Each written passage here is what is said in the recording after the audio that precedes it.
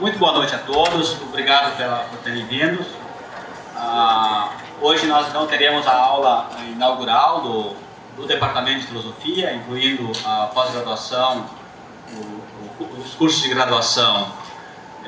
Temos um apoio do CAFIL também na organização, então todos os institutos do Departamento de Filosofia estão envolvidos. Então é com muita satisfação que temos o professor Paulo Margutti aqui conosco. Então eu vou passar a palavra à professora Mariana, que fará uma breve apresentação do professor Margutti, e aí então damos início à conferência propriamente dita, que é o que nos interessa. Obrigado, professor Paulo Margutti. Boa noite a todos. Antes de mais nada, eu gostaria de agradecer a presença do professor Paulo. É uma honra poder recebê-lo. E vou falar um pouquinho sobre a trajetória dele. O professor Paulo ele participou da comissão de avaliação da CAPES. Ele já foi coordenador do comitê assessor do CNPq. E ele já participou também da composição da primeira diretoria da ANPOF e foi, por alguns anos, pesquisador 1A do CNPq. O professor Paulo se dedicou ao estudo da lógica, filosofia da linguagem e, mais recentemente, ele vem estudando a filosofia brasileira. E, para concluir, então, o professor Paulo ele atuou muitos anos como professor na Universidade Federal de Minas Gerais, se aposentou lá como professor titular e agora ele dá aulas na FAGE. Bom, então antes de eu passar a palavra para ele, eu gostaria de fazer aqui uma propaganda sobre o livro dele, um livro muito instigante, excelente, a História da Filosofia do Brasil. Então, é um projeto que envolve aqui a elaboração de 3 ou 4 livros. Esse é o primeiro volume e aborda o período colonial, de 1500 a 1822. Então, eu recomendo a leitura a todos, respeito à nossa identidade. Tá? Então, eu passo a palavra ao professor.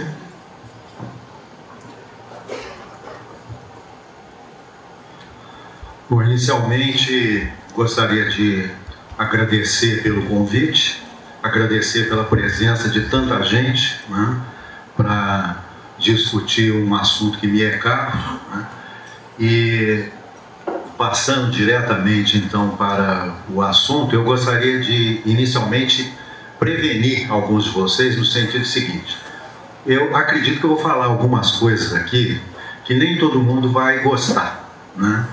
E então, quando isso acontece, a gente fala, vou fazer uma provocação, né?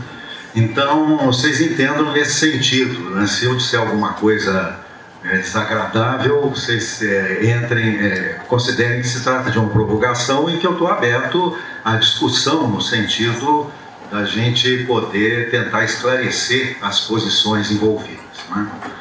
Bom, e para começar essa provocação, eu vou falar sobre uma experiência pessoal que eu tive e que me levou ao estudo da filosofia brasileira. O que aconteceu foi que eu fiz o meu curso de graduação no Departamento de Filosofia da Universidade Federal de Minas Gerais.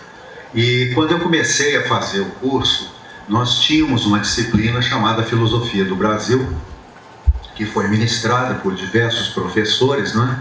E essa disciplina, eu sempre achei que a gente precisava estudar a filosofia no Brasil, mas nunca me senti muito obrigado a isso, porque sempre tinha alguém que estava, né, descascando abacaxi no meu lugar, né?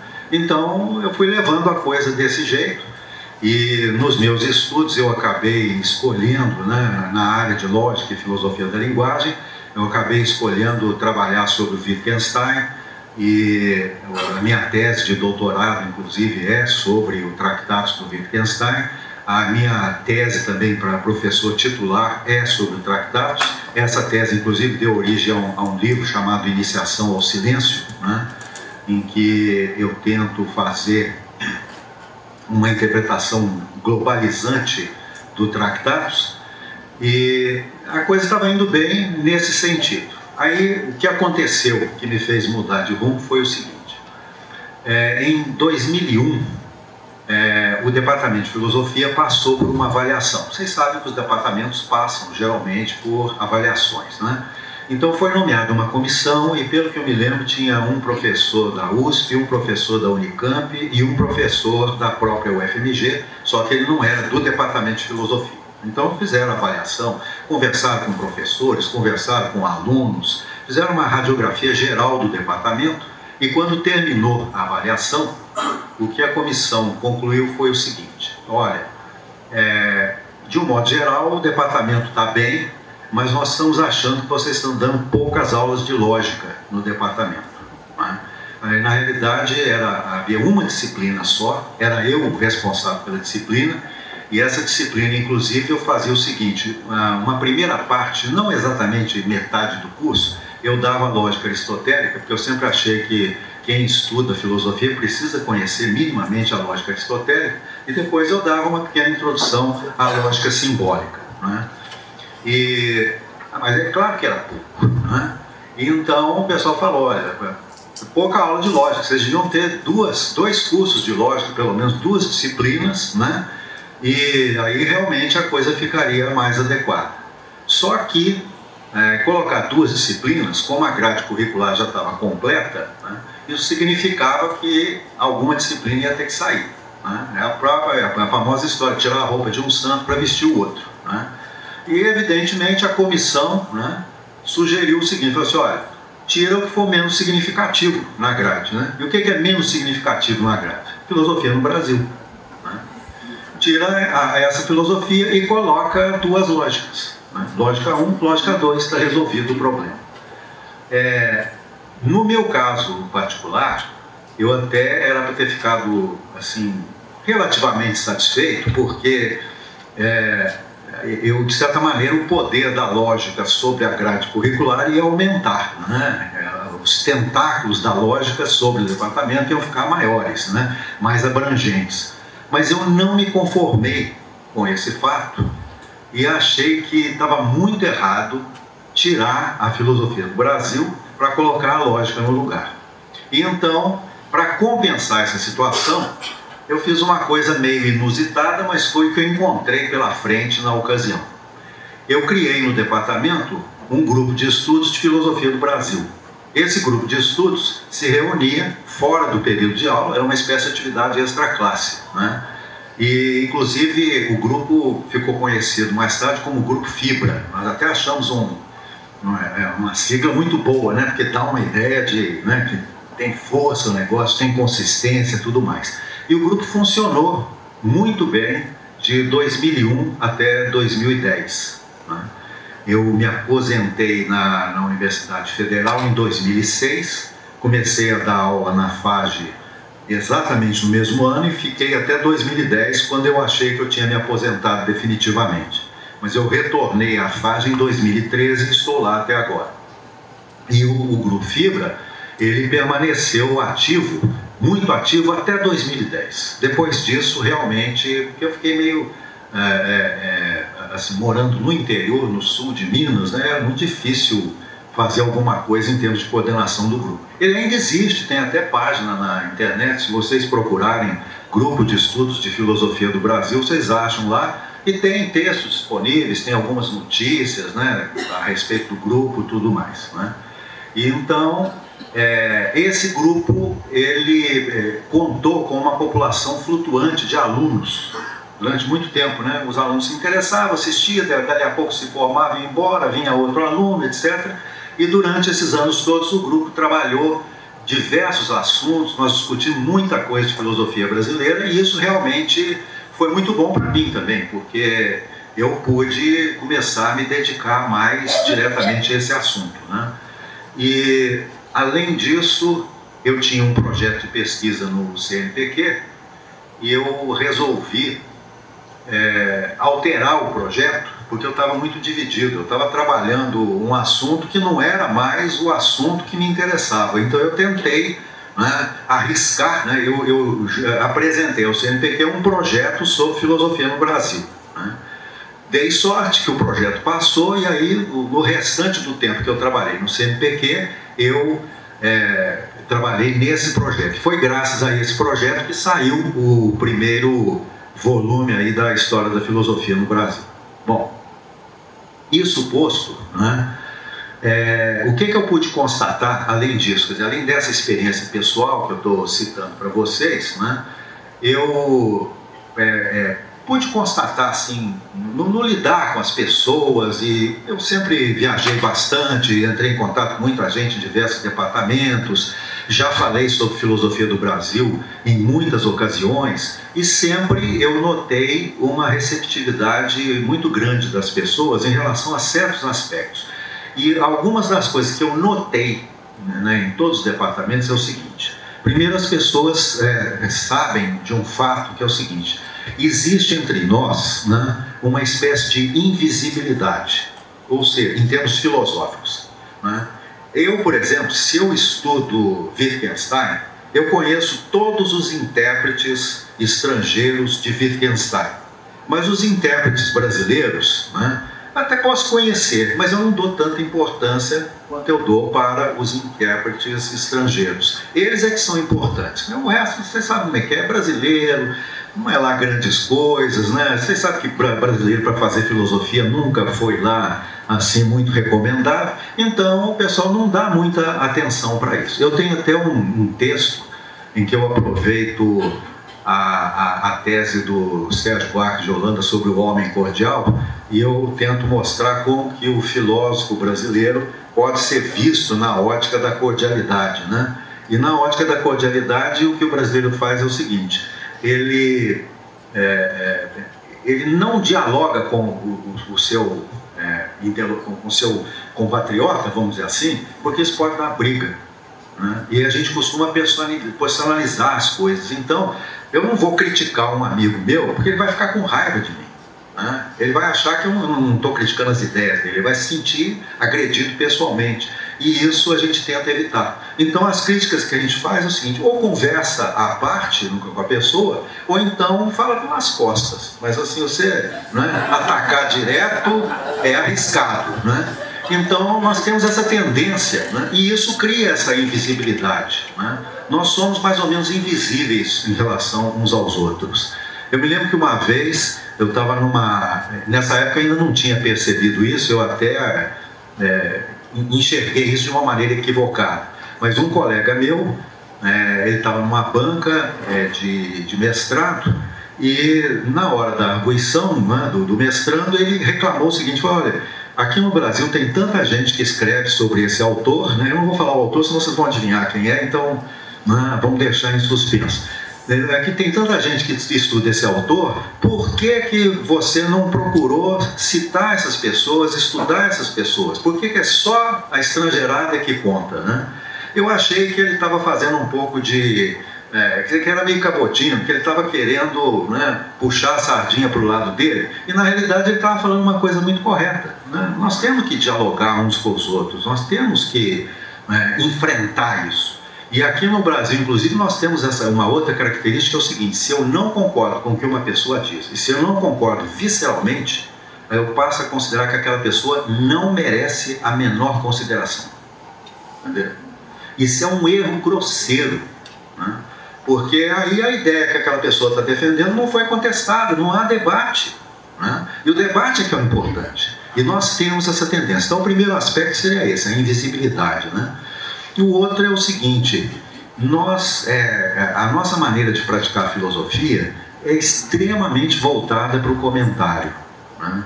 A gente gosta de comentar texto, nós somos educados para isso. Isso significa, então, que assim, o mais original que a gente consegue aqui no Brasil em termos de produção filosófica é apresentar uma interpretação original de um autor estrangeiro. Mais que isso não dá, porque nós não fomos preparados para isso.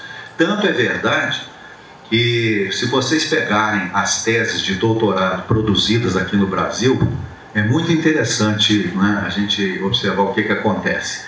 Vamos supor uma tese de 3 capítulos, tá? Normalmente é isso, 3, 4 capítulos, né?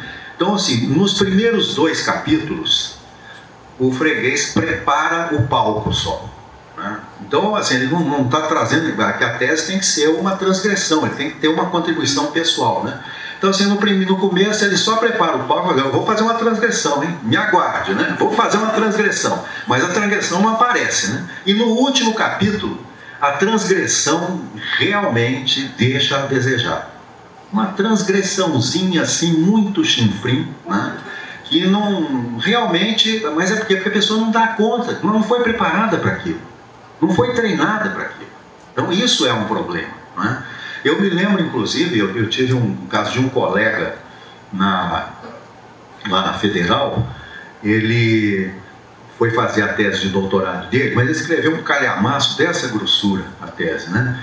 E sempre preparando o palco, preparando o palco. Então, no exame de qualificação, eu estava na banca e ainda falei com ele: ô fulano, né? Você já preparou o palco que chega, né? Dá um jeito aí de falar o que você pensa, né? Pelo menos esse capítulo aqui diz alguma coisa. Eu falei: então tá. Aí quando ele terminou de fazer a tese, o último capítulo em que ele ia fazer alguma coisa, metade do capítulo era a continuação da preparação do palco, né? E o restinho que ficou realmente era uma transgressão mínima, entendeu? Então, realmente, assim, parece que nós não estamos sendo preparados para isso. Por quê? Porque o problema é o seguinte: nós achamos, né, eu não devia ter usado essa palavra, mas a gente é contra o que se chama achismo, né, aqui no Brasil. Porque quando você diz o que você pensa, geralmente você: eu acho isso, eu acho aquilo, né? E em filosofia a gente costuma castrar os alunos bons, porque eles acham alguma coisa e nós não damos a eles o direito de achar, entendeu? Aí tem um nome pejorativo, achismo, né? E além do mais, né, eu já vi muito aluno me dizer isso: mas como que eu vou achar alguma coisa com respeito a Platão, por exemplo? Platão é um gênio, olha o que ele escreveu, quem sou eu para falar alguma coisa de Platão? Entendeu? Então, se a gente está, né, acostumado a elogiar, ou vamos dizer assim, enaltecer, né, um pensador, colocando num altar, fica difícil, né, depois de criar coragem e falar alguma coisa a respeito, né? Então está faltando isso entre nós. Nós somos muito bem treinados para comentar, né? E comentar, quando a gente está só comentando, não está fazendo absolutamente nada de original, tem um sinônimo para isso, que é chover no molhado, né?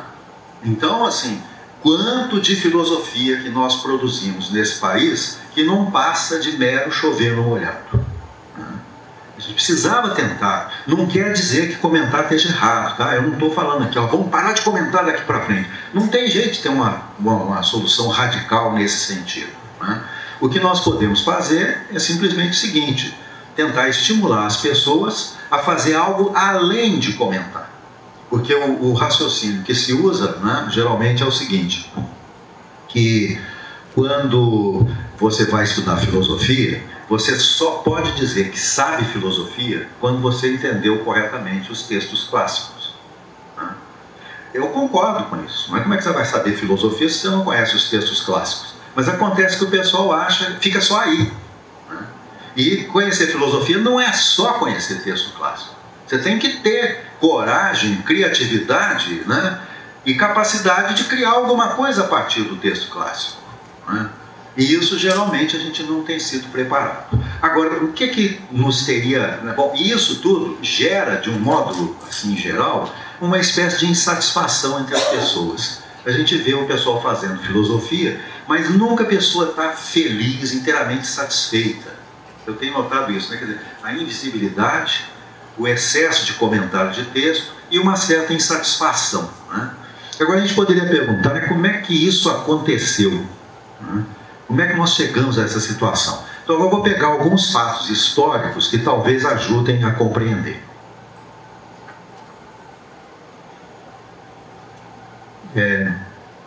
Eu vou remontar ao século XIX no sentido seguinte, né? Primeiro, se vocês compararem o Brasil com as demais colônias latino-americanas, vocês vão ver que o Brasil foi o que teve na pior situação. Os portugueses não deixaram abrir nenhuma universidade aqui durante o período colonial.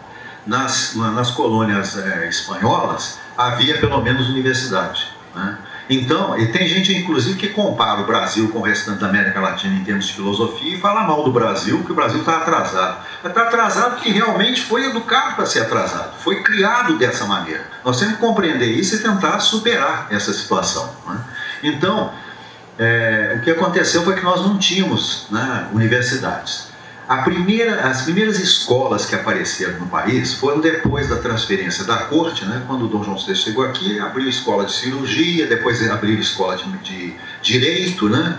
E aí interessante é o seguinte, né? O pessoal que começou a trabalhar filosofia no Brasil do século XIX era médico e advogado, né?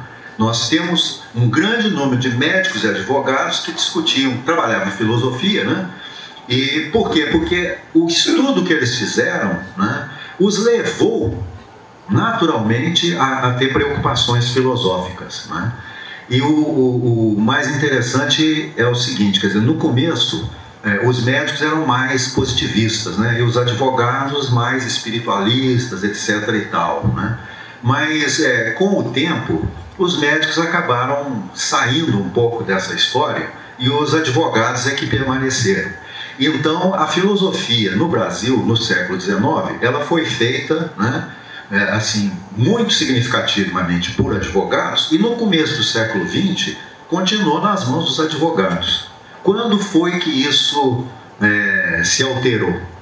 Foi um famoso concurso para professor, de catedrático, na USP, né, na década de 50, se não me engano, eu não me lembro o ano exato. O que aconteceu foi o seguinte: a USP, ela tinha professores brasileiros, mas também tinha professores franceses que foram chamados, né, para ajudar na elaboração do curso de filosofia e tudo mais, e para dar aulas também. Só que teve um momento que vagou uma dessas cadeiras e o pessoal queria que o Cruz Costa, né, que escreveu inclusive um livro sobre a história das ideias filosóficas no Brasil, né, o Cruz Costa, que era um candidato natural. Mas acontece que na época os advogados também mexiam com filosofia, né? E tinha um grupo do Miguel Reale, né, que achou que também poderia se candidatar, né, ao concurso. Então, além do Cruz Costa, apareceram mais uns 4 ou 5 advogados que queriam também, né, disputar a vaga de catedrático na USP, né? E aí isso criou um problema, porque o Departamento de Filosofia resolveu recusar as inscrições dos advogados e aceitar só a inscrição do Cruz Costa, né? Acontece que, na época, o Miguel Reale era reitor da USP, né? E aí, é lógico, os candidatos entraram com recurso, e aí o recurso foi parar em congregação, em conselho universitário, etc. E o Miguel Reale é que deu o parecer. Ele deu um parecer favorável, né? Ele era advogado, trabalhava com filosofia, né? Então ele deu o parecer favorável aos advogados. O Departamento de Filosofia não se conformou e entrou com um recurso que foi parar no MEC, né? E aí no MEC eles ganharam a causa, né? E o argumento foi o seguinte: olha, o advogado, ele sabe parte da filosofia, mas não conhece toda a filosofia. E quem conhece a parte não conhece o todo. Já o filósofo, que estudou, né, filosofia, ele conhece o todo e não somente a parte. Então, para ser catedrático de filosofia, você não pode ser advogado, você tem que ser filósofo, né? Aí o Cruz Costa, né, ficou como único candidato e conseguiu, né, a vaga de catedrático no departamento. Então vocês notem que foi o primeiro momento em que os filósofos passaram a comandar a situação, que até então estava nas mãos dos advogados. Mas isso, assim, se por um lado foi positivo, né, trouxe elementos negativos nessa história. E por que trouxe elementos negativos? Em primeiro lugar, porque os professores da USP, de um modo geral, eles estavam mais à esquerda do espectro político. E o Reale, né, e a turma dele estavam mais à direita do espectro político. E o Reale, inclusive, chegou a ser membro do Partido Integralista, né, que era o nazismo tupiniquim, vamos dizer assim, né? E o Reale foi um mentor intelectual da ideologia do integralismo. Então, o que isso produziu. Vamos pensar aqui em termos assim, então você tem um viés, né, ideológico para encarar a realidade brasileira. O que um esquerdista, ou quem está à esquerda, diria sobre a existência ou não de filosofia no Brasil, sendo que ela foi praticada principalmente por advogados e não por filósofos, né? Ele diria o seguinte: ó, não tem filosofia nesse país não, não tem nada, isso aqui é uma porcaria, nós temos que começar do zero. O que você diria se você fosse da direita, né, e quisesse, né, avaliar a situação do país do ponto de vista filosófico, ainda mais se você fosse formado em direito, né? Certamente você dirá: não, tem filosofia no país sim. Olha o exemplo aí, né? O tanto de advogado, né, que já fez filosofia nesse país, né? Então havia um viés ideológico. Não quer dizer que até hoje a gente tenha que usar esse mesmo viés para encarar a situação, mas esse viés ideológico separou, né, a comunidade filosófica em dois grupos, né? O grupo que estava à esquerda e o grupo que estava à direita, né? O grupo que estava à direita atualmente é representado pela Academia Brasileira de Filosofia, não sei se vocês já ouviram falar, né? Mas que geralmente, assim, quem está do lado da ANPOF ignora a Academia Brasileira de Filosofia, né? E a Academia Brasileira de Filosofia, ela, vamos dizer assim, foi a partir, quer dizer, ela resultou da criação anterior do Instituto Brasileiro de Filosofia, né, está ligada às escolas de direito, recebe financiamento do Ministério do Planejamento, do Ministério do Exército, faz projetos, inclusive, de pesquisa na área de defesa estratégica, tudo mais, né? Então, assim, é uma coisa que, assim, nós que estamos do lado da ANPOF, nós achamos estranho, né? É um território que não é muito simpático para nós, né? E do lado da ANPOF, né, nós tínhamos então um pessoal assim, mais de esquerda, mas que achava, né, que até aquele momento não tinha havido filosofia no país, né, que assim, o brasileiro de um modo geral, né, se a gente pegar o que diz o Cruz Costa e muitos outros, né, o brasileiro assim, não tem cabeça filosófica, é estabanado, gosta de novidade, né, então, vamos dizer assim, não dá conta do recado, não tem cabeça especulativa, né? Então, o que nós temos que fazer? Nós temos que educar, né? Nós temos que formar essa mente inculta e bela para que ela possa um dia fazer filosofia do jeito que presta.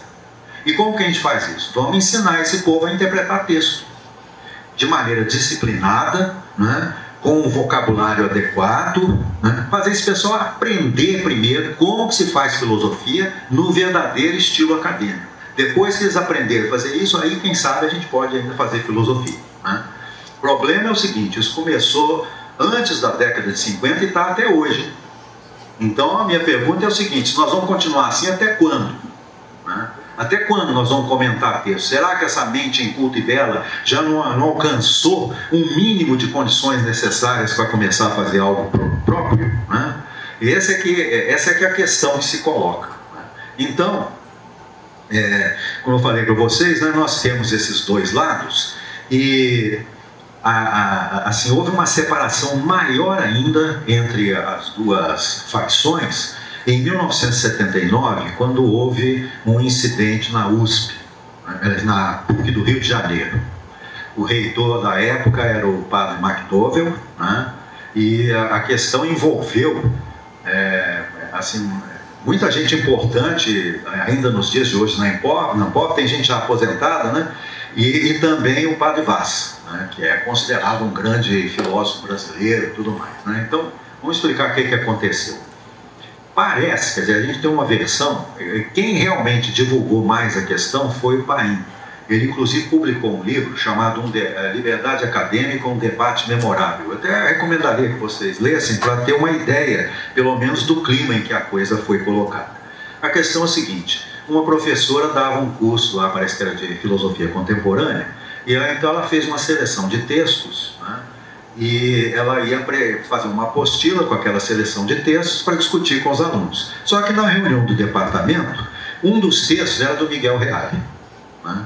E o Reale, vocês sabem, tem fama de direitista, integralista, etc. e tal, e o pessoal achou, não vamos pôr o Reale, não, né? não dá certo, esse camarada aí, né, não é direitista, não compensa, né? Aí nem sabemos direito se é um bom filósofo. Então, nessa situação, né, a professora que ia fazer isso, né, ela aceitou, mas assim, não gostou. E avisou o Paim, o Antônio Paim, que na época trabalhava na PUC, né? Aí o Paim então botou a boca no trombone, falando assim: olha, isso é um crime contra a liberdade acadêmica, isso é patrulhamento ideológico, não pode, só porque o Reale fala essas coisas, não quer dizer que ele não mereça ser estudado, né? E aí a gente tem que lembrar, né, por exemplo, tem tanta gente que estuda Heidegger, por exemplo, e o Heidegger, né, tem um passado nazista meio obscuro, então, né, por que 2 pesos, 2 medidas, né? Se pode estudar o Heidegger, por que não pode estudar também o Miguel Reale, né? Então, e o Paim, quando ele começou a levantar a questão, aí ele, né, não perdeu assim, a oportunidade, falou assim: quer saber uma coisa? A culpa disso é do Padre Vaz, né? O Padre Vaz fica ensinando hegelianismo para esse pessoal, e esse pessoal agora fica querendo ser totalitário e querendo aplicar, né, teorias erradas, né, em cima aí do pessoal. Então aquilo criou um ambiente, né, que era assim: o Padre Vaz não podia ver o Paim não podia ver o Padre Vaz, né, e quem estava de cada lado também, né? Eu mesmo, eu tive dificuldade nisso, porque quando eu comecei a estudar filosofia no Brasil, eu me preocupei, eu tentei fazer contato com esse pessoal que já estudou a filosofia no Brasil. Eles estudaram, bem ou mal estudaram, você tem que olhar, mas eu tive que fazer isso pisando em ovos, porque eu tinha medo de que se eu me aproximasse de fulano ou de cicrano, né, algum amigo meu ia achar ruim, porque ia achar que eu estava traindo, né, os ideais da filosofia, ou seja, ela ficou procurando aqueles indivíduos. Vocês sabem, quando você não concorda com o indivíduo, ele não merece consideração, né? Então, isso é um problema, nós temos que sair desse buraco, né? Bom, então, isso criou uma divisão, mas o mais interessante nessa divisão é o seguinte: com raríssimas exceções dos dois lados, nós tivemos sempre comentadores de texto. O pessoal do grupo da ANPOF comenta texto de autor estrangeiro. O pessoal do grupo da Academia Brasileira de Filosofia comenta texto de autor brasileiro. Mudou só, assim, a nacionalidade, mas o comentário continua, né? E talvez porque, historicamente falando, né, toda a modernidade em Portugal foi marcada pela segunda escolástica portuguesa, que foi um retorno à interpretação de textos, principalmente de Aristóteles, né, que era predominante na Idade Média. Então nós já temos uma tradição, e é engraçado que essa tradição, os inimigos dessa tradição em Portugal eram os diplomatas. Os diplomatas eram os únicos que faziam filosofia de uma maneira mais independente, né? E vocês reparem que a coisa semelhante acontece no Brasil, né? Nós temos assim, uma tendência geral de interpretação de texto, e os indivíduos que têm coragem de dizer alguma coisa um pouco mais pessoal são diplomatas, né? Vocês pegam, por exemplo, um Meira Pena, um Mário Vieira de Mello, né? Um Melchior, todos esses indivíduos, né? E parece, então, quer dizer, assim, é muita coincidência para ser só mera semelhança, né? Tem alguma coisa a mais no pedaço. Eu acho que tem alguma coisa de cultural nesse meio que faz isso, né? E, aliás, eu citei a ANPOF e a Academia Brasileira de Filosofia, mas eu poderia citar também, que essa divisão que eu fiz não é o todo do nosso contexto, não, né? Mas, por exemplo, o Instituto Rio Branco, que forma diplomatas, né, ele possibilita aos alunos que lá estudam uma formação filosófica muito mais independente e muito mais voltada para a elaboração pessoal do que os demais cursos do país, né? Assim, está dentro de uma determinada tradição também, né? Que é essa de que quando você trabalha nessa área de diplomacia, né? No caso de Portugal era o seguinte: Portugal era atrasadíssimo, né? O sujeito ia lá para fora, morava alguns anos lá fora, via a diferença, quando ele voltava ele queria mudar tudo. Então eles chamavam esse indivíduo, que era um diplomata que tinha voltado, eles chamavam de estrangeirado, né? Estrangeirado era o sujeito que foi lá para fora, pegou lá o vírus, né, vamos dizer assim, da modernização e quer implantar aquilo, quer passar aquilo para o restante do país. De certa maneira, nós temos alguma coisa parecida aqui. Só que aqui no Brasil nós temos dois tipos de estrangeirado, né? O estrangeirado, que é o diplomata, que foi formado no Instituto Rio Branco e que realmente foi preparado para pensar em termos pessoais. E o estrangeirado, que vai lá fora para aprender a comentar melhor ainda os textos dos pensadores estrangeiros, né? Então ele volta especialista, né? Ele fala muito bem a língua, né, do pensador que ele está querendo estudar, ele conhece tudo da vida dele, todos os mínimos detalhes, então ele é perfeito, né? Assim, para chover no molhado não tem, né, melhor receita, né? Então é engraçado que nós inventamos aqui um tipo especial de estrangeirado, né? Bom, o que assim, de certa maneira, né, como é que está a nossa situação então, se a gente pensar em termos de política pedagógica, educacional, etc. Essa questão, por exemplo, né, como é que é a pedagogia filosófica nos dias de hoje no país, né? Como funcionam a CAPES e o CNPq em relação a isso, né?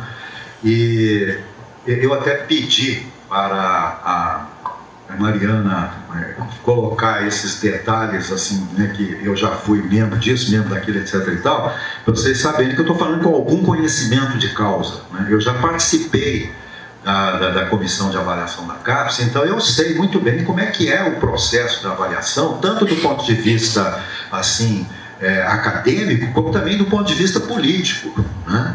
A mesma coisa no CNPq, então a gente sabe, né, como é que as coisas acontecem. Então, o que eu gostaria de dizer é o seguinte, que eu sinto isso e muitas vezes as pessoas com quem eu faço contato, elas confirmam essa minha impressão, né?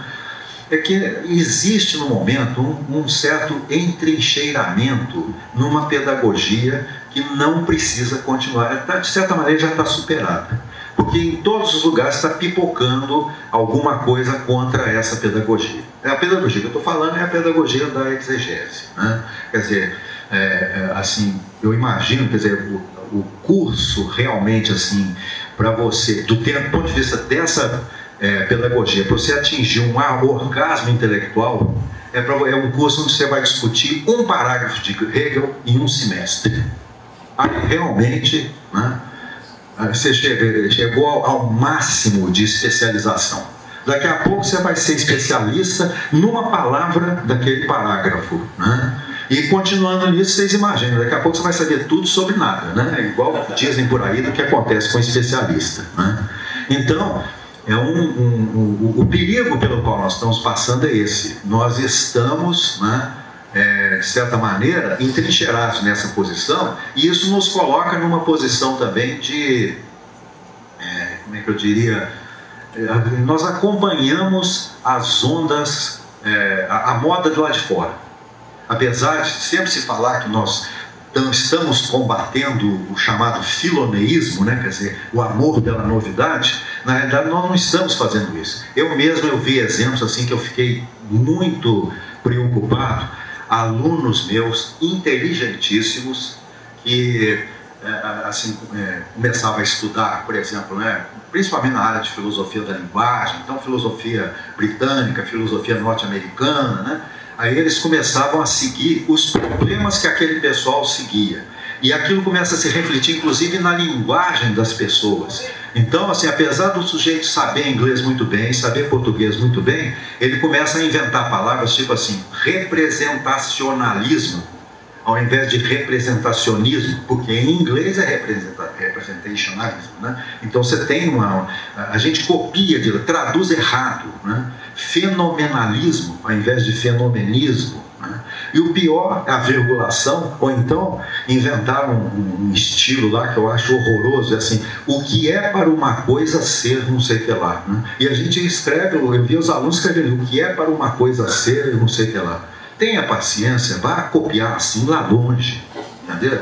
Não faz sentido, está deturpando o próprio espírito da língua fazendo coisa desse jeito. Então, é nesse sentido, né, que eu acho que nós temos que fazer alguma coisa para acabar com esse entrincheiramento, né? E uma das causas desse entrincheiramento é uma autoimagem negativa que nós temos. De um modo geral, quando se fala, né, no Brasil, né, as pessoas dizem, não, aqui não tem filosofia, aqui é diferente, né?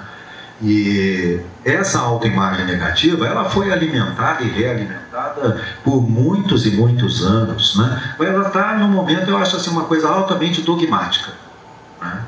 E tão dogmática que as pessoas não se dão ao trabalho de verificar se de fato essa autoimagem é verdadeira ou não, né? E isso, inclusive, no meu caso, produziu assim, umas coisas muito engraçadas. Tem um colega muito amigo meu que escreveu um texto sobre filosofia no Brasil, né? E no texto que ele escreveu, ele analisa a questão do ponto de vista de critérios estritamente acadêmicos, né? Ao estilo da CAPES. Então, o que acontece? Vai dizer, olha, o Brasil só tem filosofia, né, quando apareceu a faculdade de filosofia. Antes disso não tem, não existe, né? Com esse texto, o meu livro, o objeto do meu livro é um nada, né? Mas é uma questão de critério que a pessoa está usando, né? Eu acho que nós temos que ter um pouco de mais flexibilidade nisso, né? Para evitar, inclusive, essa questão, essa tradição ibérica de comentar texto, que, na minha opinião, ela persiste entre nós.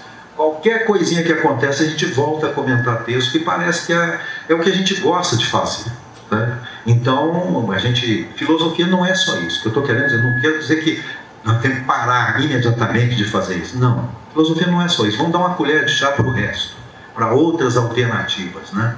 E aí, isso leva, inclusive, a um dos problemas mais interessantes e mais candentes dessa história toda, né? Que agora mesmo aconteceu aqui, né? Eu acho que foi o Décio, ele pegou o meu livro e falou assim, ó, filosofia do Brasil, né? Você tem certeza? Né? E realmente, né, o que as pessoas dizem? É filosofia no Brasil, no máximo. Filosofia do Brasil, né? Quem que se atreve a dizer uma coisa dessas? Né? É complicado, né? Então, eu acho que para a gente conseguir superar essa situação, nós precisaríamos de pelo menos duas coisas, né? A primeira delas, um conceito um pouco mais amplo de filosofia. Filosofia não é só aquilo que se produz numa tese acadêmica. Aliás, no Brasil nós temos um paradoxo muito interessante, que é o seguinte: a gente tem teses acadêmicas brilhantes, totalmente dentro do figurino da CAPES, né, sobre obras que estão absolutamente fora do figurino da CAPES, né? Pega o Tractatus do Wittgenstein, por exemplo, onde eu fiz trabalho acadêmico em cima do Tractatus, né? Vocês pensem bem, né? A cara de pau do Wittgenstein de escrever uma obra, não prova absolutamente nada, né? Não tem nenhuma nota de pé de página que justifique absolutamente nada, e ainda tem, né, a ousadia de terminar falando o seguinte: olha, quem me entende sabe que eu só falei bobagem, né? Joga isso fora que aí você vai enxergar o mundo corretamente, né? Pelos critérios da CAPES, o Tractatus não passa.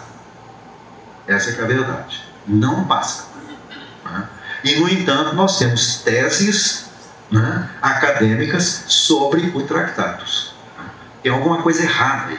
Estou querendo... A provocação é nesse sentido, né? Como é que nós podemos fazer para sair desse buraco, né? Porque se vocês olharem bem, né, vão pegar aí, assim, alguns aspectos da história da filosofia. Pega, por exemplo, os pré-socráticos, né? A gente só conhece fragmentos deles, né? Mas, por exemplo, o Parmênides, o primeiro tratado de ontologia que nós temos é em forma de poesia.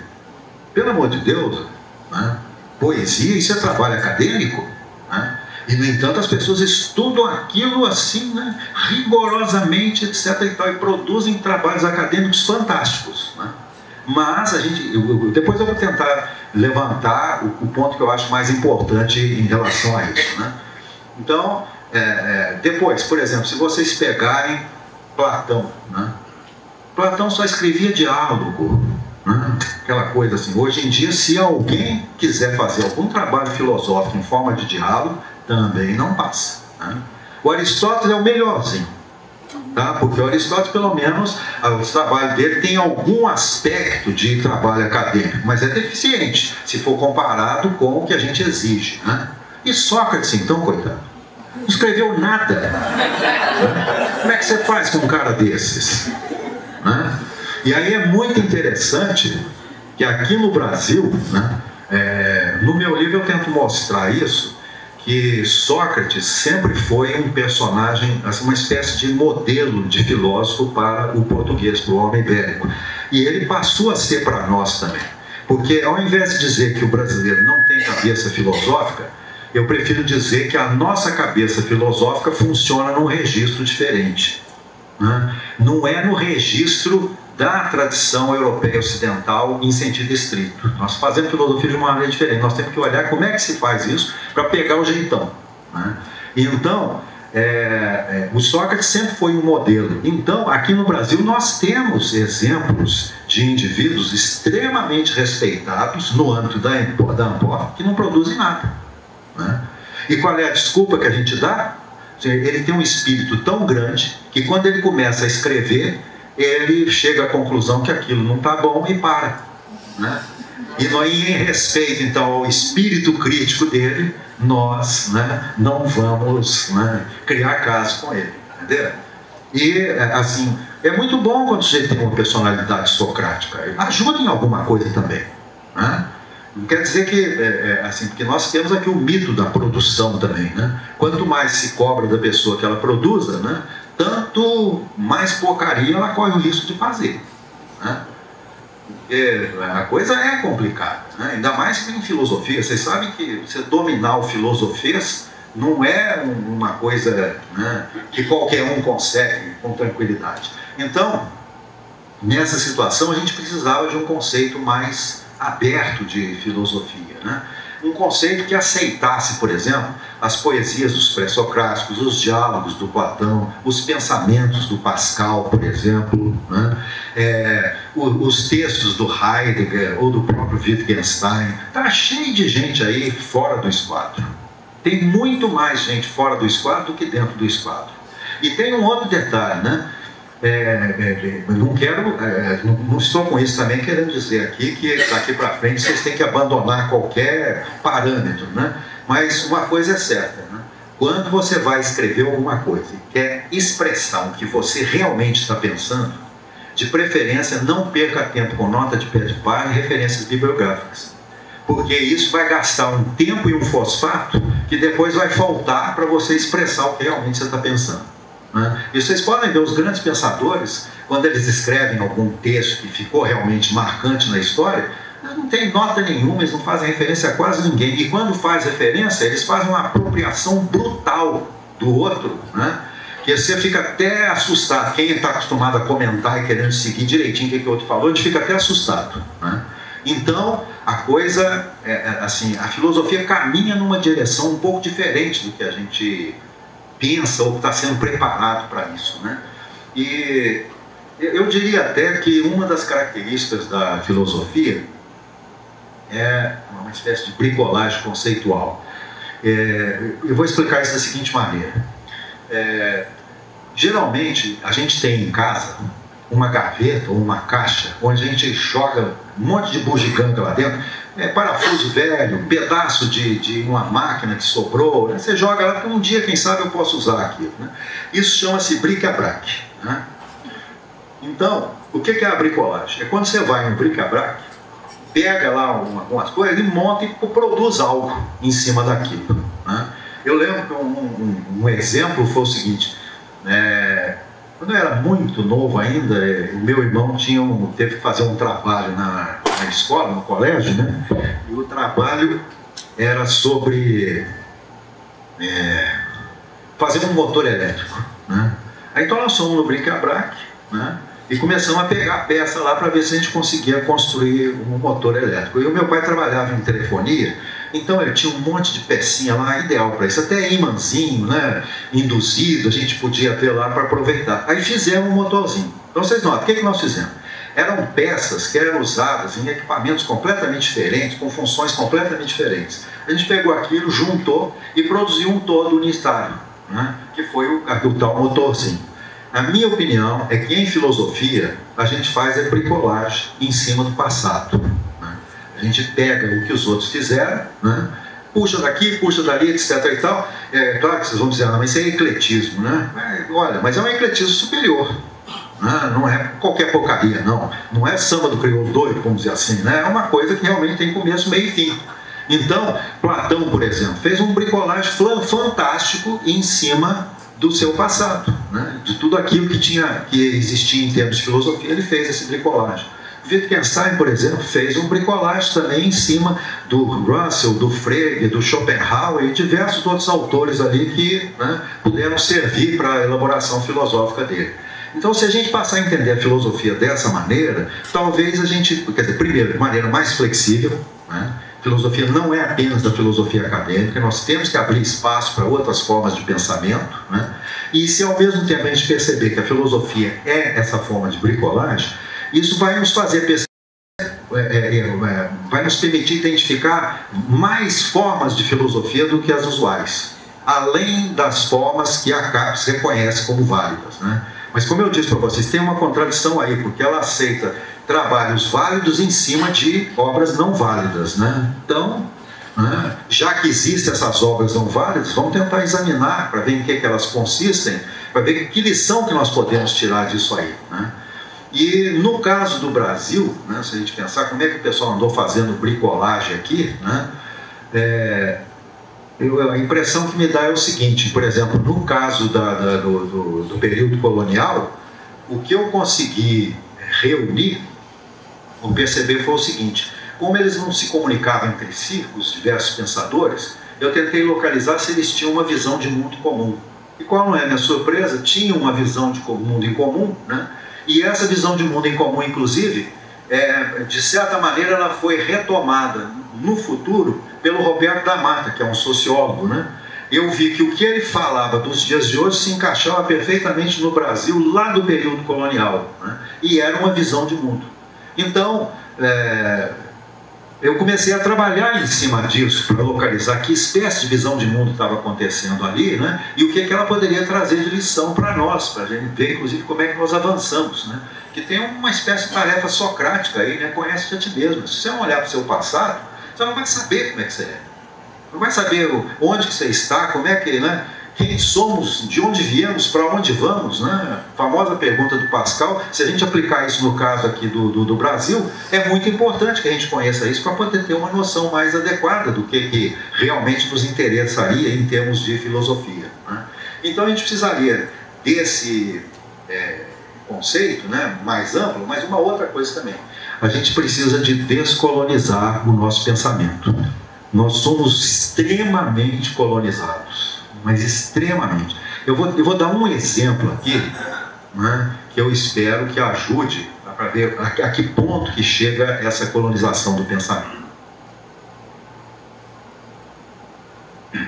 O exemplo é o seguinte: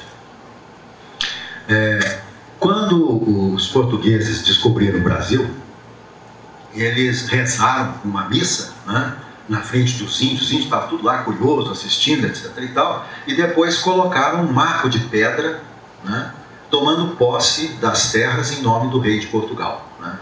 E inclusive a gente diz, bom, foi a partir desse momento que o Brasil entrou para a história. Antes disso o Brasil não tinha história, né? Entrou para a história nesse momento. E a gente acha que é extremamente natural o português chegar aqui e colocar um marco de pedra, né, tomando posse das terras em nome do rei de Portugal. Só que isso é um roubo descarado, né? E na frente dos proprietários, que não sabiam o que estava acontecendo. Os índios estavam lá achando muito interessante. Olha lá, botaram uma pedra lá, né? O que será que eles vão fazer com aquilo, né? Achando assim que os índios então tinham uma sede de alteridade, né? Que tudo que os portugueses faziam era uma maravilha para eles, né? Então, os índios estavam extremamente curiosos vendo aquilo, e os portugueses achando assim, não, nós estamos trazendo aqui a civilização, né? Agora nós trouxemos a história, agora as coisas vão funcionar para valer, né? Valer para quem? Né? E como? Que história é essa? Né? Isso criou, né, a maior parte dos nossos problemas, entre eles o da identidade, né? E aí tem um pensador argentino chamado Walter Mignolo, que um dos livros dele chama-se O Lado Mais Obscuro da Modernidade.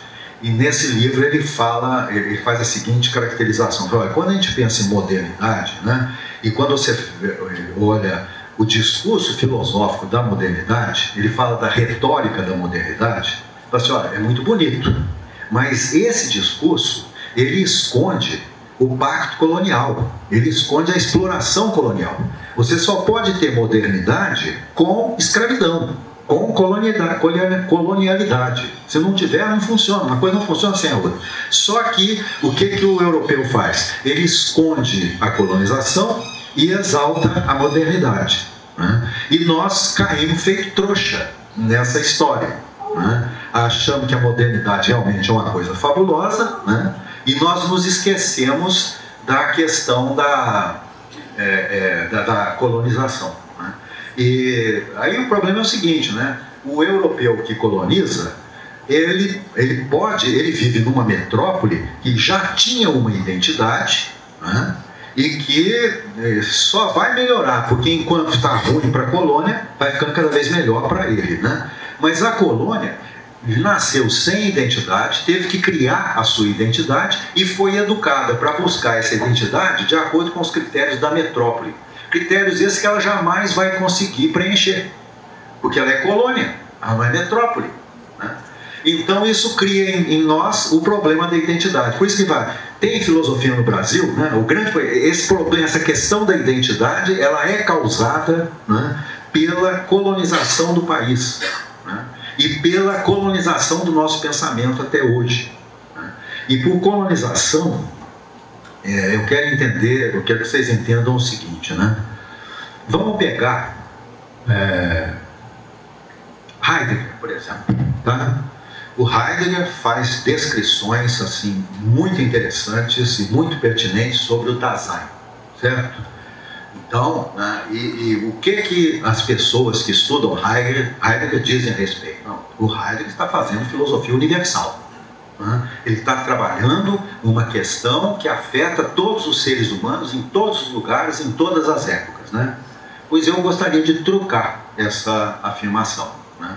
Será que o Dasein é realmente, né, uma imagem universal de todos os seres humanos em todas as épocas? Ou será que ele é muito mais, né, a imagem do europeu assim inteiramente desencantado entre guerras, né?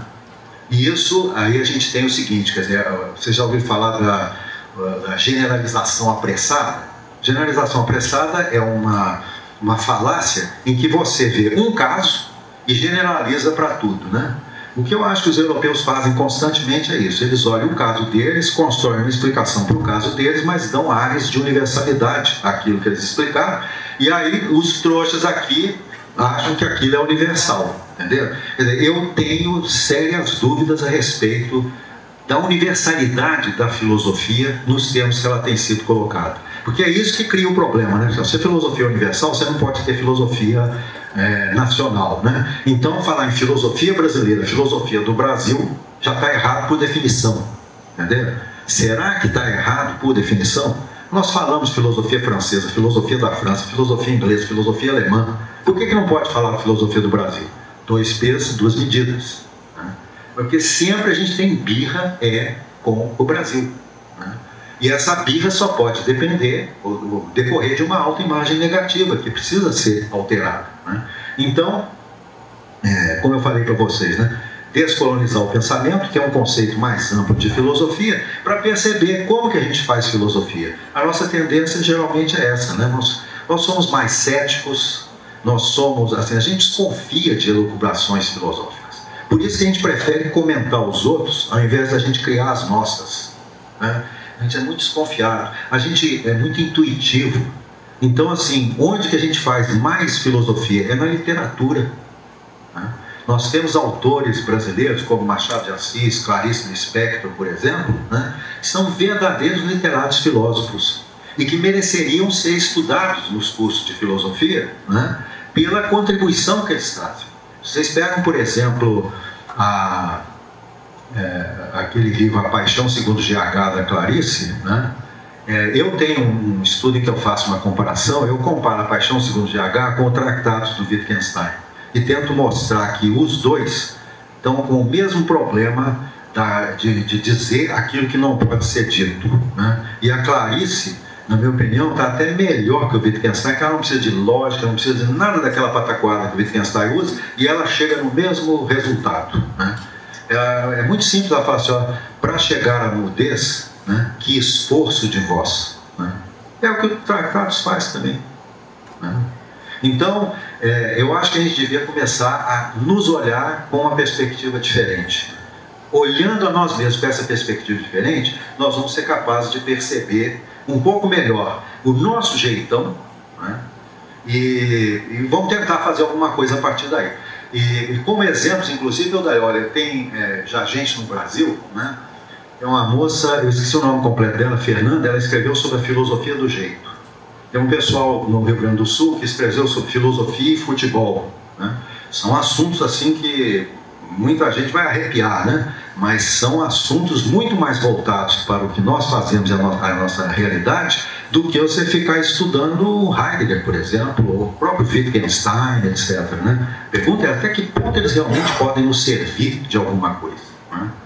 Então, bom, eu já falei demais, eu tenho um defeito, assim, eu vou ficando mais velho, em vez de ficar lacônico, eu vou ficando prolixo, né?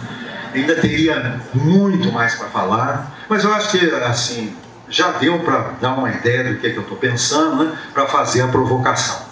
Então, eu vou agradecer a atenção de vocês e me colocar à disposição aí para qualquer provocação que vocês queiram fazer comigo também, né? Obrigado. Perguntas? Então, por favor, levante o braço, eu vou passando a palavra com calma aí e vamos ver se a gente se entende. Então.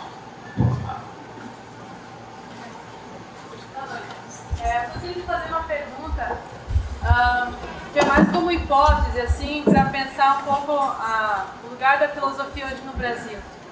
Se esse modelo de filosofia, né, que não, na verdade não dá espaço a uma filosofia brasileira, se ele tem relação também com o modelo de universidade que foi implantado no Brasil, que foi um projeto do Nacional Desenvolvimentismo e que também serviu um viés bastante profissional. Se isso de algum modo não influenciou a atividade filosófica, retirando também o lugar da própria formação, que foi, por exemplo, um ideal tão caro, né, na criação do projeto moderno de universidade, que parece ter sido abandonado. E também a tensão que hoje a filosofia vive nesse modelo de uma universidade que alguns chamam de universidade de excelência, né, em que o nosso objetivo é a produção, e o quanto isso também pode mudar essa natureza, entre aspas, da atividade filosófica, né? Qual que é a relação entre a estrutura da própria universidade e o desenvolvimento da filosofia? Olha, talvez você vá ficar surpresa, mas eu acho que a ligação não é muito grande, talvez mínima. Em primeiro lugar, tem a ver com a própria natureza da filosofia. Vou te dar um exemplo no sentido seguinte, né? A gente, quando conta a história da filosofia, né, a gente fala assim, o Hume colocou a ciência em perigo e o Kant salvou a ciência, né? O ceticismo, o Hume acabou com a ciência e o Kant salvou com o criticismo, né? Os físicos da época continuaram fazendo física e nem deram bola nem para Hume nem para Kant. Eles não saberam nem que a ciência estava em perigo e muito menos que o Kant tinha salvo. O problema da filosofia é que ela tem uma certa neutralidade, né? Por exemplo, vamos supor que você vá, assim, você quer construir um prédio, né? E você tem 2 engenheiros que você vai contratar, né, para fazer o prédio. Um desses engenheiros, filosoficamente, é realista e o outro, filosoficamente, é idealista. Tá? Agora, as plantas que eles vão fazer são praticamente as mesmas, entendeu? Porque a filosofia não chega nesse ponto, sabe? Filosofia, e assim, o grande perigo da filosofia realmente é a viagem na maionese, né? Muito fácil você viajar na maionese. Então, ela tem esse problema, né? Mas outro problema mais complicado, que eu acho, é o seguinte, além dessa neutralidade que ela tem, O filósofo aqui no Brasil, e talvez assim por causa da tradição ibérica também, é muito mais conservador e reacionário do que a gente pensaria. Então, você pode mudar a universidade, ele não muda, entende? Eu digo isso porque outras áreas, como história, sociologia, as áreas de ciências sociais de um modo geral, cresceram, trabalham a questão brasileira com muita competência, né? Mas a filosofia fica marcando passo, entende? Tem alguma coisa no filósofo que segura, ele tem um freio de mão muito forte, né? Que não deixa ele avançar. Então demora para as coisas acontecerem em função disso. Tá? Então eu acho assim, né? É claro que alguma influência tem, mas eu acho que não é a influência que deveria ter tido, sabe? Ou que poderia ter tido. Porque os filósofos, eles tendem a se fechar, né? É como diz o Paulo Arantes, né? Qual é o trabalho do filósofo, né? Ele descreveu isso, que eu acho que até os dias de hoje serve muito, né, para nós todos. Assim, fechar-se em si mesmo e interpretar. Esquece do mundo e vai interpretar. Né? Você fazendo isso, você conseguiu atingir o apogeu da atividade filosófica, tal como ele é possível aqui no Brasil. Bom, eu achei muito interessante as suas colocações e estou de pleno acordo com uma grande parte delas ou com a totalidade. Agora eu queria fazer então uma provocação. Digamos que nós tenhamos conseguido pelo menos dar um pouco de viés para aquela atividade filosófica que consiste não simplesmente em tratar o X em Y, ou então o X em Y na visão de Z, que é o que se vê 99% dos trabalhos da Uncoff. Falta, de fato, criatividade. Mas digamos então que nós tenhamos, como existe um grupo de filósofos novos, sabe muito bem disso, que já está começando a fazer isso em diversos pontos. Digamos que tenha havido sucesso nessa empreitada. Onde vai ficar essa filosofia? Circunspecta às nossas cercas? Porque nós lemos Heidegger, nós lemos alemão, nós lemos Hilbert, para citar os que eu estou dizendo, nós lemos em inglês. Pergunto, quem lê português? Como é que se vê isso? Olha, você tocou num problema muito importante, né? Inclusive, por exemplo, né? Por que o mignolo ele é ouvido nos dias de hoje? Porque ele escreve em inglês. E ele confessa, eu sou obrigado a escrever em inglês, porque se eu escrever em espanhol, ninguém vai ler. Né? Eu tenho que provocar na língua comum, vamos dizer assim. Né? O Roberto Mangabeira Unger também é outro exemplo. Aliás, ele pode ser até citado assim como um dos casos mais híbridos da identidade brasileira. Né? Ele fala português muito bem, mas com sotaque. Né? Escreveu as obras dele em inglês, mas tudo que ele fala tem aplicação aqui, entende? Então, assim, é um híbrido, né? Nós estamos, às vezes, obrigado a ficar nesse tipo de situação, né? Mas eu tenho a impressão que a coisa talvez não deva caminhar por aí, porque, por exemplo, né, a gente pensa assim, ó, o que é fazer filosofia de qualidade no país, né? É uma filosofia que pode ser reconhecida internacionalmente, né? E para ser reconhecida internacionalmente, primeiro ela tem que ser escrita no mínimo em inglês, né? E de preferência trabalhar os problemas que são trabalhados lá. Mas isso significa suicídio cultural, né? Sucumbir à colonização. Então eu acho que a gente tem que ter a coragem suficiente de encarar essa situação, defender a nossa língua, defender os nossos problemas e tentar atacar esses problemas, né? De uma forma mais assim corajosa do que tem sido feito até agora. Tem que passar de alguma maneira, né? Agora tem algumas providências que podem ser tomadas, né? Vou te dar alguns exemplos, coisa que eu mesmo fiz, né? Assim, soluções radicais é bobagem. Se você radicalizar, você vai criar inimizades profundas e não vai conseguir resolver nada, né? Mas você tem que fazer o seguinte, você sabe que tudo no mundo tem um limite, né? Assim, as coisas, as regras têm um limite. Então, se você fizer tudo dentro daquele limite, ninguém vai te criticar, não vai ter problema. Mas se você chegar lá na beiradinha e dar uma cutucadinha e voltar, entendeu? Quer dizer, você ainda está no limite, mas você foi malandro o suficiente para, né, fazer algo mais, entendeu? Então, por exemplo, eu tenho feito muito disso, lá mesmo, tanto na FAG como na UFMG, eu fazia isso, né? Por exemplo, aceitava aluno para fazer dissertação de mestrado sobre Machado de Assis, entendeu? Fazia dissertação dentro do figurino, etc e tal, mas assim, Machado de Assis não é filósofo, né? Então você ia fazer uma leitura filosófica do Machado de Assis, você entende? Então assim, você dá uma... Às vezes a gente teve uma outra aluna minha que nós fizemos uma comparação de Clarice Lispector com Kierkegaard. Então tinha o Kierkegaard, né? Que é outro também, né? É pior que o Fernando Pessoa, o tanto de personalidade que ele tem, o tanto de pseudônimo que ele utiliza, né? O sujeito não tem nem identidade própria e a gente aceita isso como válido no filósofo, entende? Realmente tem alguma coisa errada quando você reduz a filosofia ao mero trabalho acadêmico que nós estamos fazendo, né? Então eu acho que tem que fazer isso, quer dizer, tem que encarar a nossa realidade, né? E dialogar mais com nós mesmos, né? Então, por exemplo, uma das coisas que deveria ser feita numa dissertação de mestrado, numa tese de doutorado, qualquer que seja o assunto, cobrar do seu orientando que coloque autores brasileiros, leve em consideração esses autores, porque você começa a estabelecer um diálogo, né?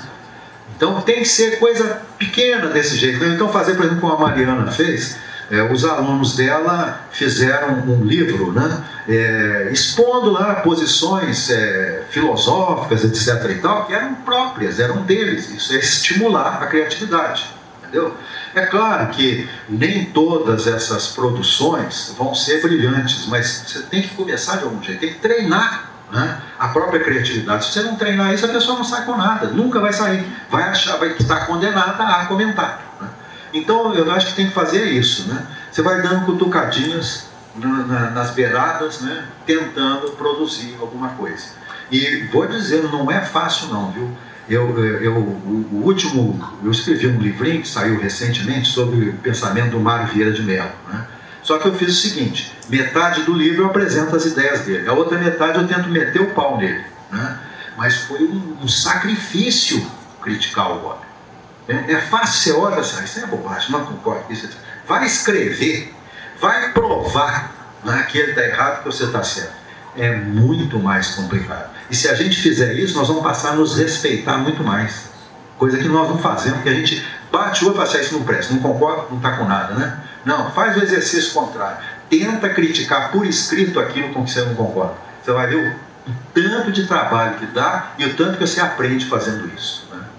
Tem que estimular o debate mesmo entre nós. Eu tenho feito muito isso, né? Mas eu tive surpresas, né? Porque algumas pessoas com quem eu debati, a pessoa respondia sem nem sequer falar que estava me respondendo.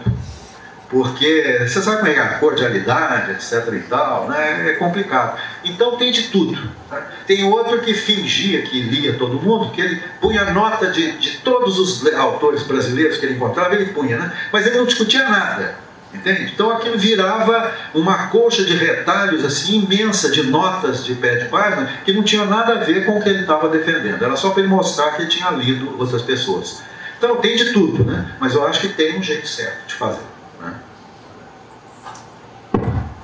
Então, nesse semestre, tem uma disciplina que o professor passou um livro do Nietzsche, a filosofia na prática dos gregos.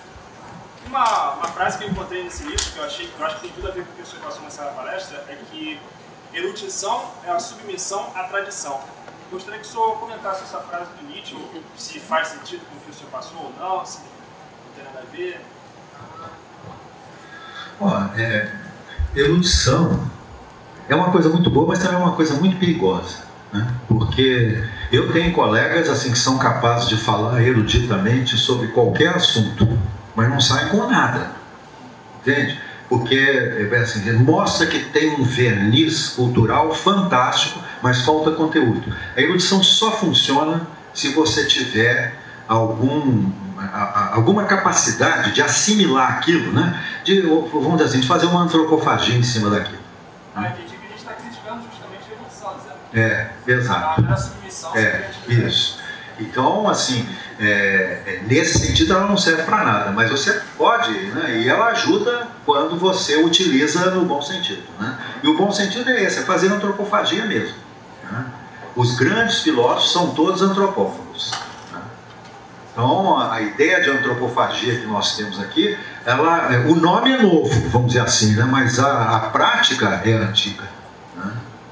Eu estou lembrando de um detalhe. de avisar para vocês é o seguinte: tem alguns textos meus, que, inclusive sobre filosofia no Brasil, que vocês podem acessar no site da academia. Não sei se vocês já ouviram falar. Se vocês colocarem no Google Paulo Margutti Pinto, vocês chegam lá. Deve ter uns 50 textos, mais ou menos. Talvez vocês achem algum lá que possa interessar, né? Que tem de tudo que eu fiz, toda a minha dispersão intelectual está ali, né? Mas tem algumas coisas que eu escrevi sobre filosofia no Brasil que eu acredito que podem ser interessantes. Vocês terão, assim, acesso a alguma coisa ali que eu acho que poderia ser disponível para vocês, né?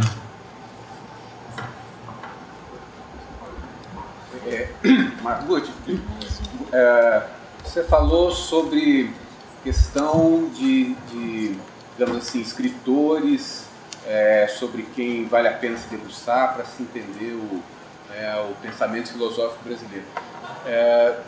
Você poderia discorrer um pouco mais sobre isso, no sentido assim, de para além dos que se dedicaram à literatura, vamos dizer, né? Você mencionou também futebol, que tem pessoas trabalhando, né?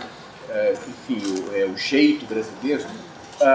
Você veria alguma originalidade, digamos assim, absoluta da cultura brasileira, quer dizer, que o Brasil produziu para o mundo, né? Quer dizer, e que valeria a pena tomar isso como ponto de referência para se filosofar a respeito? Né? Em filosofia, você quer dizer? Não, eu estou falando, eu estou abrindo no geral. É uma boa questão. Para responder a isso, eu acho que vale a pena a gente primeiro voltar à questão da identidade e à questão do etnocentrismo e do pensamento colonizado. Porque essa pergunta que você fez, ela pode estar sendo, de alguma maneira, assim, alimentada por essa espécie de pensamento colonizado, tá? Então, eu quero tentar levantar aqui primeiro essa leva. A questão é a seguinte: como foi, né, que o europeu colonizou o mundo intelectualmente, né? Ele colonizou o espaço e o tempo, como diz, por exemplo, o Mignolo, né? Então, o que é, por exemplo, a colonização do espaço? É você dividir o mundo em setores, né? Onde aqui é a metrópole, aqui é a colônia, né? Então, assim, quando você está na metrópole, assim, estou aqui, logo sou, né? Quando você está na colônia, você estou aqui, logo não sou, né? A colonização do espaço cria essa situação, né? E a colonização do tempo é pior ainda, né? O europeu chega na frente do índio, né, e fala o seguinte: nossa, esse índio é atrasado demais, né? Ele vai ter que passar por uma séria evolução para chegar onde eu estou. Então ele cria para o índio um caminho único possível, que é deixar de ser ele para virar um europeu. Entende? Isso é a colonização do tempo. Então é como se dissesse para o índio assim: ó, eu sou você amanhã, né? Então você vai ter que me usar como modelo, né, para chegar até onde eu estou. Você acaba com a identidade dele, cria um problema sério de identidade, onde tudo vira problema, né? Então, assim, como você falou aí, né, tem alguma coisa produzida no Brasil que seja absoluta, né, realmente original para valer, né? Mas segundo quais critérios? Nós temos que pensar nisso, né? Critérios europeus, eles não devem ser aplicados no nosso caso, porque não vale, não é a mesma coisa. É covardia fazer isso, né? Nós somos um país que surgiu de uma colonização brutal realizada pelos portugueses, extremamente predatória, né? E que fez a gente chegar no ponto que nós chegamos. De certo ponto de vista, nós até conseguimos demais, né, para superar uma série de deficiências que nos foram, né, impostas pelos portugueses, né? E ainda estamos sofrendo com isso. Então, eu tenho a impressão que a melhor maneira de perceber isso é fazer, por exemplo, pega autores brasileiros, né, desprezados ou não, começa a estudar esses autores para valer, tenta discutir, debater com eles, aí você vai começar a perceber que eles são muito melhores do que a gente fala à primeira vista. Eles têm muito mais a oferecer do que normalmente a gente pensaria. Eu, no momento, por exemplo, Eu estou escrevendo, né, e geralmente, antes que alguém me pergunte aí, né, quando é que vai sair o segundo volume aí da história, né, eu estou trabalhando nele, né, estou no século XIX, e, assim, eu estou empacado no Gonçalves de Magalhães. O que tem de estudo a respeito dele, o que tem de literatura para ser lida e digerida e trabalhada, não está no gibi. Tá? E não são problemas fáceis que você encontra. E você começa a perceber que as ideias dele, né, não foram muito bem caracterizadas por um Leonel Franca, por um Silvio Romero, esse pessoal todo que avaliou, né, e meteu o pau, que eles inclusive faziam isso, né? Nós perdemos muito isso, infelizmente, né? No século XIX, as pessoas tinham a coragem de tomar uma posição filosófica e defender essa posição, e associar essa posição à situação do país, né? Depois que nós começamos a comentar, né, nós fizemos, a ideia era essa, como diz o Paulo Arantes, né, coração à esquerda, né? Mas depois disso, fechar-se em copas e interpretar, porque é a única forma de você fazer filosofia academicamente, entendeu? Então, é um desastre que aconteceu. Nós perdemos exatamente uma capacidade que nós tínhamos, né? E tem mais, né? Os pensadores brasileiros do século XIX, eles copiavam. O Pereira Barreto, por exemplo, o Roque Spencer Maciel de Barros percebeu isso, ele cita, ó, esse trecho aqui ele parafraseou de tal obra, esse outro aqui parafraseou de tal outra, etc. Você vê, então foi assim, um conjunto de paráfrases, uma atrás da outra, né? Mas aquelas paráfrases todas ele estava usando de maneira pessoal para entender a situação do país, entendeu? Eu acho que isso vale. Quem que tem, né? Quem que é dono de uma ideia? Isso de propriedade intelectual nos dias de hoje, com a internet, com site pirata, etc. e tal, né? Ainda tem gente que acha que pode cobrar alguma coisa por um paper, né? Ridículo, né? Falar nisso, tem um site na internet, é um site russo, pirata, não sei se vocês conhecem, chama-se LibGen, né? Então, usem e abusem, porque, né, vale a pena, né?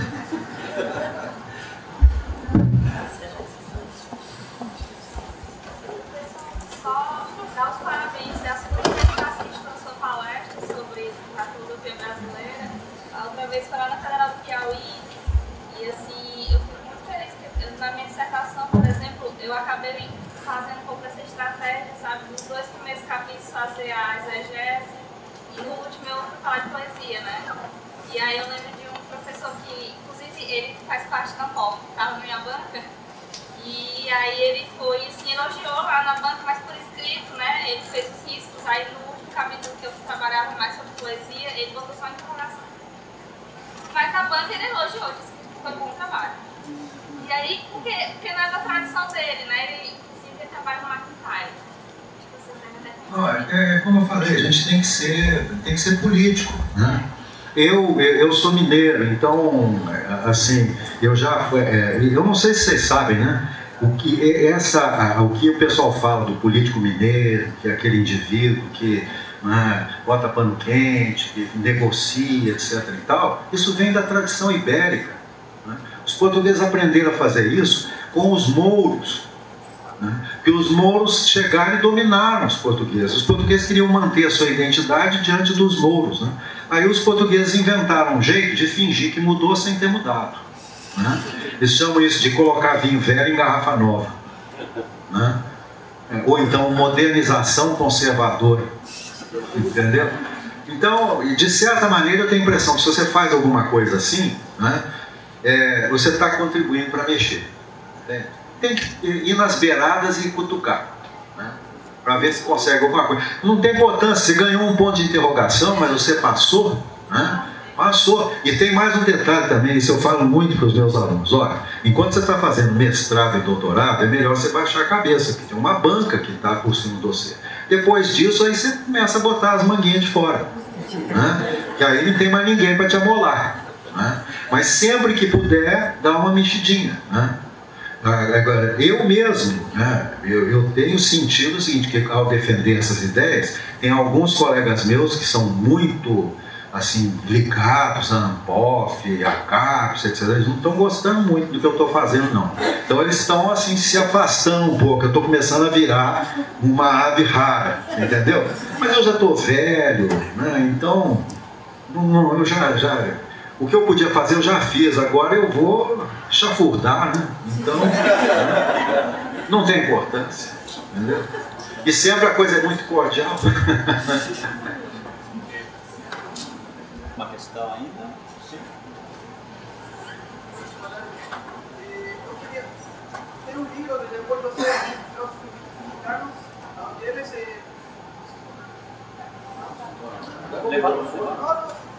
tem um filósofo mexicano que tem um livro, Leopoldo Sea. Ele tem um livro que su nome é Filosofía Americana ou Filosofía Sin Más. Ali ele se cuestiona el porqué de preguntarse por hacer filosofía en Latinoamérica. Entonces, él pega un prólogo que tem Jean-Paul Sartre, Los Condenados a Negra, donde habla de que los europeos trocen o verbo para los indios que solo toman prestado. A partir de ahí, también tomando en cuenta el pensamiento decolonial de Aníbal Quijano, de Walter Mignolo, no sé cómo haya que se puede hacer filosofía, o porque a filosofía brasileira, en este caso, se faz desde Brasil, mas ainda reproduce el pensamiento colonial. ¿Cómo es que él apoya seguir siendo filosofía brasileira sin desprenderse de ese colonialismo que Enrique Dussel fala que deve ocultar-se? Eu acho que essa descolonização do pensamento é mais uma meta ainda. Existem já alguns sintomas, em alguns casos, de pessoas que estão saindo disso, entende? Eu citaria, por exemplo, tem um colega nosso lá ele está aposentado na UNB até agora, e ele não é muito querido na comunidade, o Júlio Cabreira, por exemplo, né? Mas ele defende uma postura filosófica bastante descolonizada, né? E eu acho que um dos caminhos possíveis é trabalhar essa descolonização. Não quer dizer que nós vamos ter que ficar apenas nisso, né? Mas me parece que esse é um primeiro passo. A minha expectativa é que com o tempo as pessoas comecem a se interessar mais por essa ideia de pensamento descolonizado, né? E que a partir daí elas comecem a buscar alternativas a esse pensamento, de maneira a levar a produções filosóficas mais pessoais, mais criativas e mais voltadas para a nossa realidade. Mas no momento é mais assim, um programa de ação, né? Não consigo resistir, Alexandre, me desculpe. Como universalizar esta filosofia não colonizada? Porque teria interesse, se nós fazemos uma coisa peculiar nossa aqui, que todo mundo soubesse. Seria lindo isso. Então eu pergunto, na sua visão, como que nós poderíamos supostamente criar uma filosofia tipicamente nacional?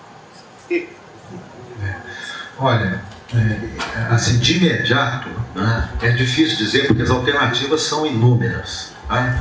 O que me parece que está acontecendo no momento é que, em primeiro lugar, é o seguinte: até que ponto a filosofia precisa efetivamente ser universalizada do jeito que as pessoas pensam? Entende?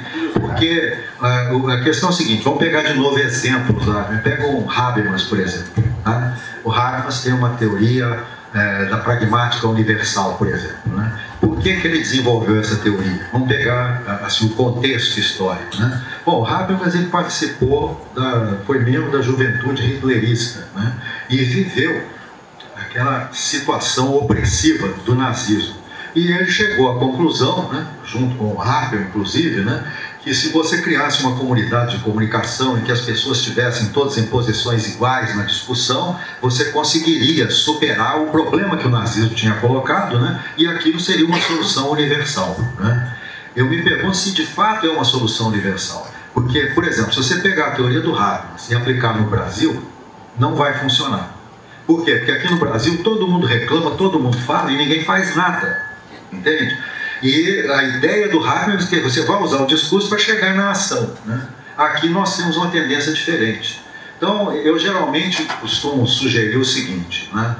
quando você tem alguma proposta de filosofia universal, eu falo assim, olha, pergunta para o índio Pataxó o que ele acha das categorias kantianas. Entende? Da crítica da razão pura. Porque é aí que eu acho que a gente chega no ponto, né? A vida desse índio Pataxó, ele tem uma visão de mundo tão diferente que não tem nada a ver com a crítica da razão pura. Entendeu? Então, você dizer que aquela proposta é universal é uma falácia, no fundo. Aquilo só funciona se você tiver uma sociedade europeia, colonialista, que desenvolveu a ciência a partir do Galileu. Se você não tiver isso, você não tem a crítica kantiana. Entendeu? E a própria crítica kantiana, se você pensar bem, né, do século XIX para frente, quando apareceram as geometrias não euclidianas, a teoria da relatividade, etc. e tal, como é que nós vamos fazer com a intuição pura do espaço, a intuição pura do tempo? Vai ter que mexer e muito, né? Então, assim, você vê, é universal, né? Queria que fosse, mas querias, né? Porque na realidade não era, né? Então, a minha questão é essa. O que nós temos é que levantar propostas e soluções para o nosso caso. Se elas forem suficientemente boas para alguém aproveitar lá fora, ótimo. Mas se não forem, pelo menos serviram para nós. O que nós não podemos fazer é pegar o que fizeram lá fora, que não serve para nós, e querer aplicar aqui na marra, né? Então, eu acho que a questão depende muito também dessa ideia de universalidade. O mundo está muito plural nos dias de hoje, para a gente achar que tem jeito de você ter uma filosofia que resolva tudo, né? Vamos encerrar, então.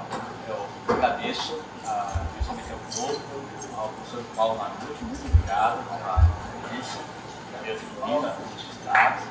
E obrigado, Mariana, obrigado pessoal do Capim, pessoal que organizou aí. Boa noite a todos.